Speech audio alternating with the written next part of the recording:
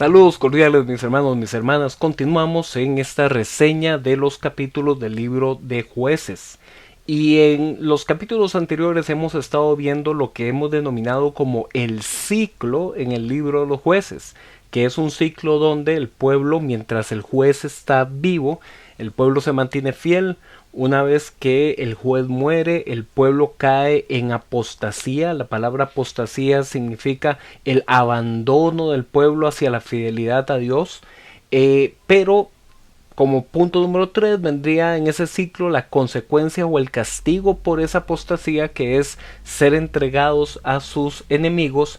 Y como punto número 4, que el Señor le vuelve a levantar a un juez para que los proteja y los libere de los enemigos. Y ahí se repite el ciclo. Ese juez muere y el pueblo vuelve a caer en infidelidad, y ahí continúa el ciclo.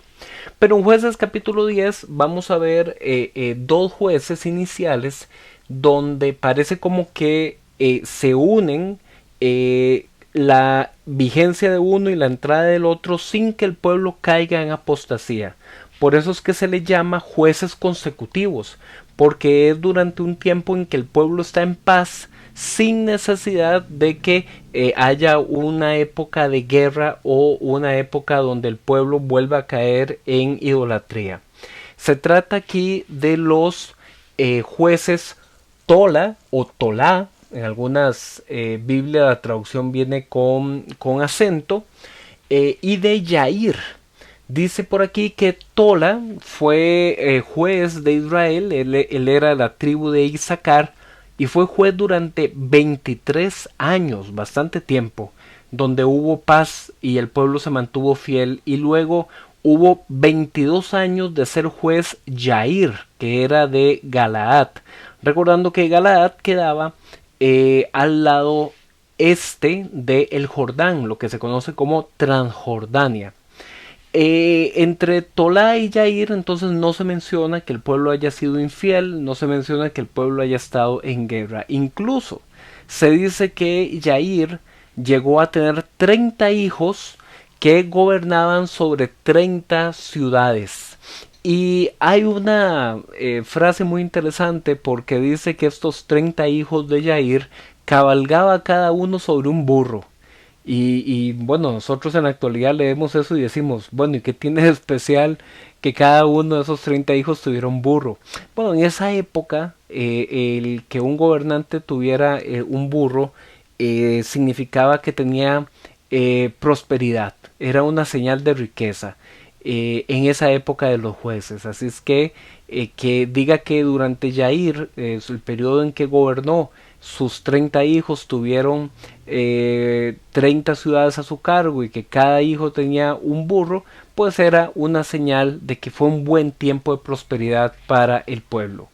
Pero ¿qué pasó cuando murió Yair? Otra vez los israelitas volvieron a servir a los dioses extranjeros, a los dioses de los pueblos vecinos.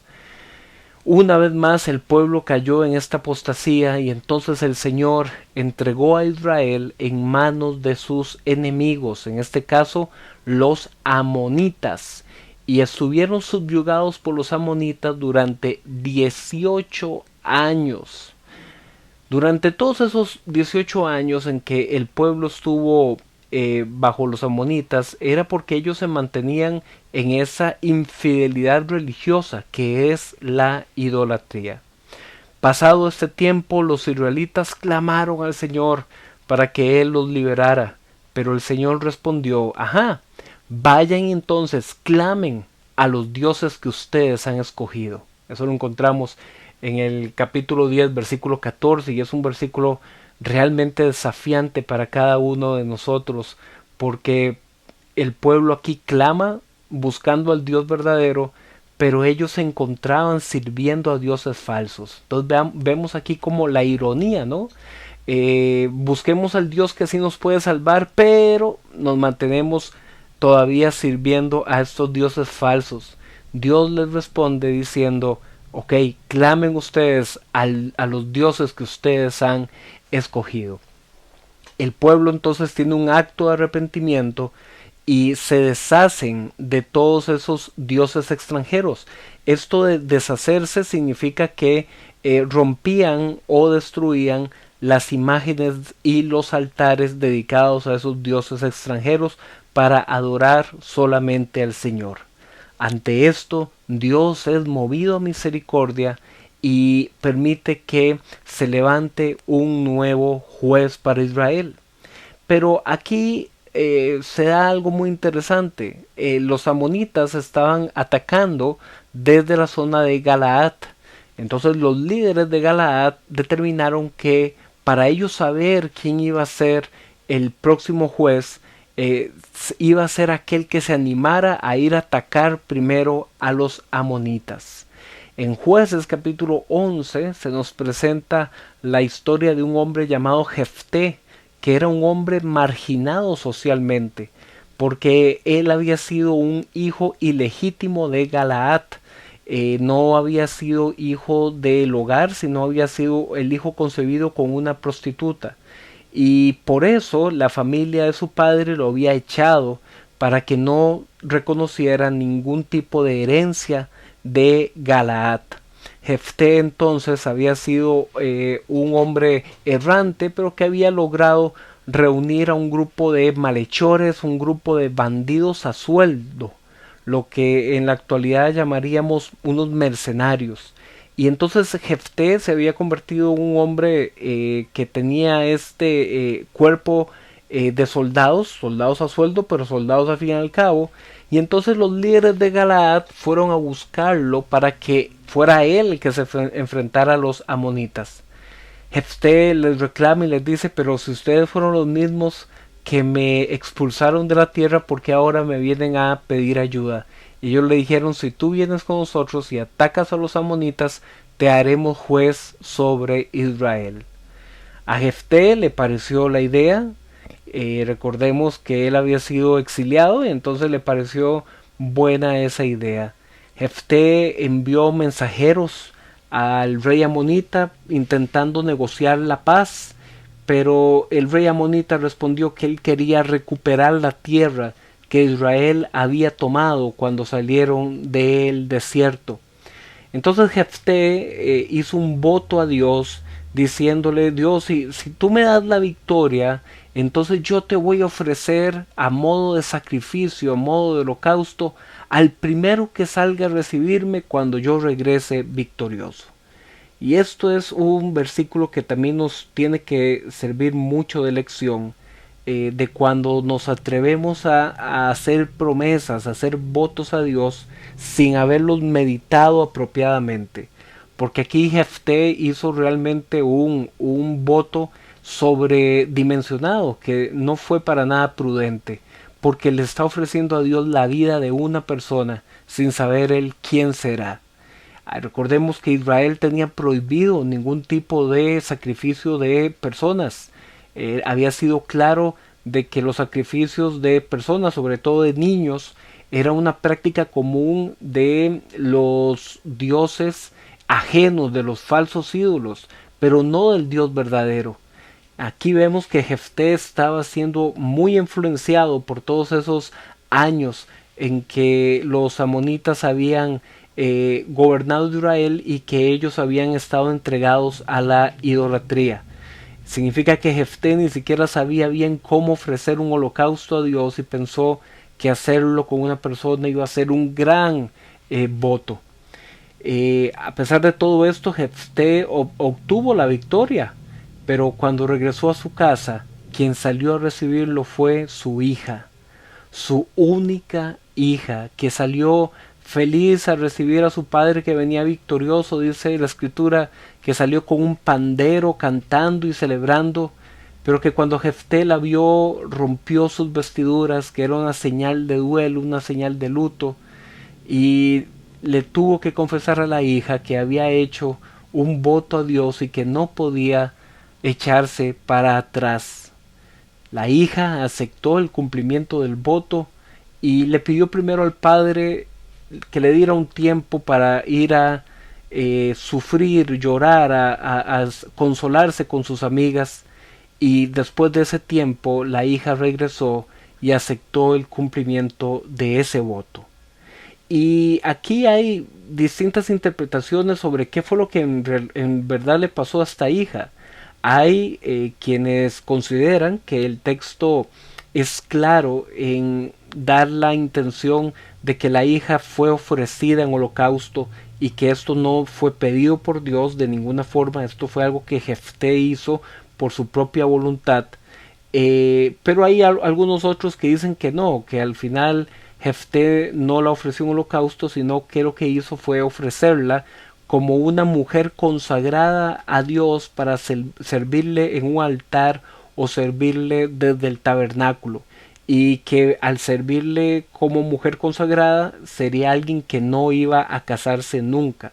Por eso es que el texto diría que ella fue a llorar su soltería, que nunca iba a llegar a tener hijos, lo cual era una gran señal de afrenta para las mujeres en esa época. Parece que el texto no se dirige hacia esa línea de que la hija de Jefté haya sido entregada como una mujer consagrada, sino más bien que este hombre imprudente, después de tomar ese voto a la ligera, terminó entregando también la vida de su hija, lo cual es una de las páginas más fuertes y más reflexivas que nos podemos encontrar en este libro Los Jueces, que para nada representa la voluntad de Dios para su pueblo, sino que más bien representa cuando una nación se entrega a los ídolos y olvida cumplir la voluntad del Dios verdadero. Así es que de ninguna forma esto puede ser comprendido como un modelo a seguir, así como lo dijimos de que tampoco las señales que pidió Gedeón son un modelo a seguir, sino más bien son ejemplos de hombres que son usados por Dios, pero que eran inmaduros en la fe, porque el pueblo se encontraba en una época en que estaban extraviados en la comprensión y la relación con Dios. Finalmente, en Jueces capítulo 12 se nos presenta una continuación de la historia de Jefté, porque hubo un grupo de israelitas de la tribu de Efraín que no estuvieron de acuerdo con que Jefté fuera el juez y que hubiera logrado la victoria por sí solo. Entonces le reclamaron: Jefté, ¿usted por qué no nos involucró a nosotros en esa batalla? Entonces hubo este conflicto interno entre los hombres de Efraín y los hombres de Jefté, que eran de Galaad. Pero Galaad, es decir, los hombres de Jefté, lograron la victoria contra Efraín y tomaron también el control del paso por el río Jordán, de tal modo que si alguno de los fugitivos de Efraín, de los que habían luchado con él, querían pasar al otro lado del río, le hacían una prueba para saber si era o no de la tribu de Efraín. Y la prueba consistía en que lo ponían a pronunciar una palabra. Les decían: ¿puedes tú decir Chibolet? Y si la persona respondía diciendo Sibolet, significaba que lo había pronunciado mal y que por lo tanto era de la tribu de Efraín, y lo terminaban ejecutando. Esta palabra Chibolet, que tenía por significado inundaciones, parece que si la persona era de un lado del río Jordán lo pronunciaba con una H, con un acento más fuerte, y si era del otro lado del Jordán lo pronunciaba sin la H, solamente con una S. Jefté terminó siendo juez durante 6 años, y al morir Jefté se nos menciona otros 3 jueces consecutivos que fueron jueces durante años seguidos sin que el pueblo cayera en apostasía. Este fue el juez Ibsán, que fue juez por 7 años, el juez Elón, que fue juez por 10 años, y el juez Abdón, que fue juez por 8 años. Y de varios de ellos se nos habla también de que tuvieron muchos hijos, lo cual, como ya dijimos, era un símbolo, una señal de que el pueblo estaba en prosperidad. Seguimos ahora avanzando. Mañana vamos con la historia de Samsón, otro de los jueces más populares y más conocidos de este libro. Pero eso lo veremos mañana. Nos vemos.